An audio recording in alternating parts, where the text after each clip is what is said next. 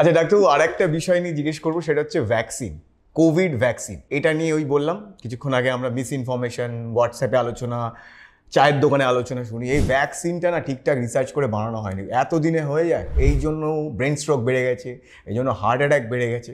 এই যে একটা আলোচনা হচ্ছে, তো এই ভ্যাকসিন কম দিনে বেরোনো এবং এটার কি কোনো সাইড এফেক্ট আমরা ভুগছি বা পরবর্তীকালে ভুগবো, এটা নিয়ে আপনি কি বলবেন? দেখুন, ভ্যাকসিন তো তৈরির যে সিস্টেম আছে তাতে তো 8 থেকে 10 বছর লাগে, মানে স্ট্যান্ডার্ড যে ভ্যাকসিনগুলো 20-25 বছর লাগে একটা ভ্যাকসিন আসতে। কিন্তু এমার্জেন্সি প্রিপারেশন অফ ভ্যাকসিনও আছে, যাতে আপনি ম্যাক্সিমাম জনসংখ্যাকে হেল্প করতে পারেন।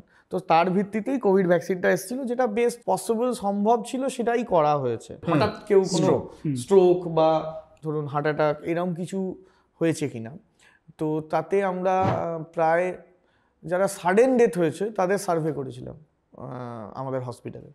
এবং এই কোভিড ভ্যাকসিন আসার পর থেকে 1 বছর যত সাডেন ডেথ এসছে, এবং তাদের ভার্বাল অটোপসি বাড়িতে গিয়ে কথা বলে বোঝার চেষ্টা করেছিলাম যে তাদের কোভিড ভ্যাকসিন নেওয়ার কত দিনের মধ্যে এই ঘটনাটা ঘটেছে।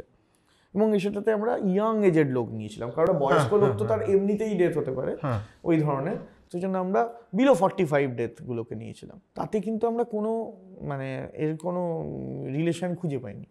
এবং প্যান ইন্ডিয়া এই স্টাডিটা অনেকগুলো জায়গা থেকে করা হয়েছিল, এবং তাতে তারা কিছু দেখাতে পারেনি যে তার সঙ্গে কোনো ইন্ডিয়াতে কোনো রিলেশন কিন্তু দেখানো যায়নি।